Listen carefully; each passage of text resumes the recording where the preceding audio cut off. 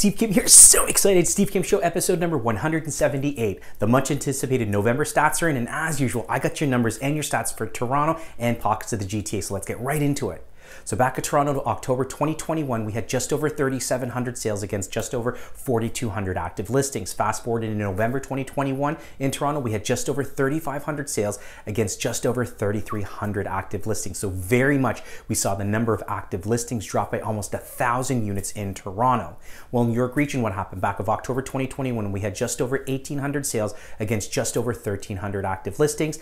Fast forward into November 2021, we see the number of sales climb to just over 1,500 and the number of active listings to just over 1,100. And in New York region as well, we saw the level of inventory of homes coming to the market in November drop from the previous month in October. Now, months of inventory, this is about supply and demand checks and balances. And we understand that in our market, around 5 months of inventory is what we consider to be a balanced market. So for an average property in Toronto back of October 2021, we are hovering around 1.3 months of inventory on average. Fast forward into November 2021, we dropped to under 1 month of inventory, hovering around 0.9 months of inventory for an average property in Toronto. In New York region, what happened? Back of October 2021, we were hovering around 1.1 months of inventory.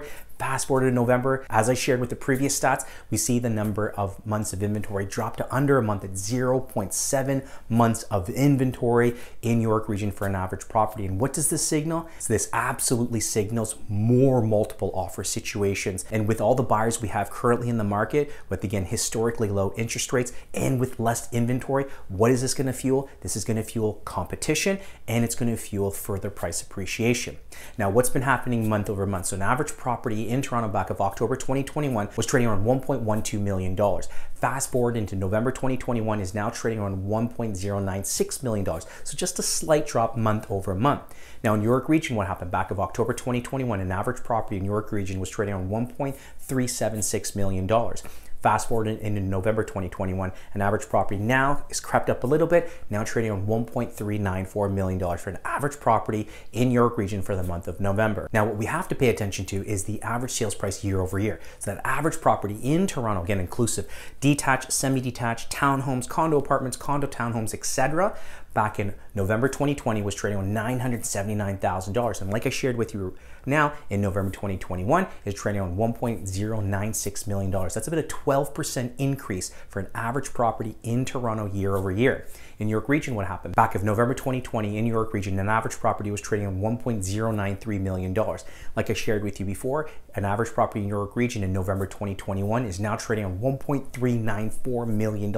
That's a 27.5% increase year over year for an average property in New York region. So what does this all mean? Prices for the month of November are up around 21% compared to the same month last year, with the inventory of available homes across all home types down almost 56% across the entire city.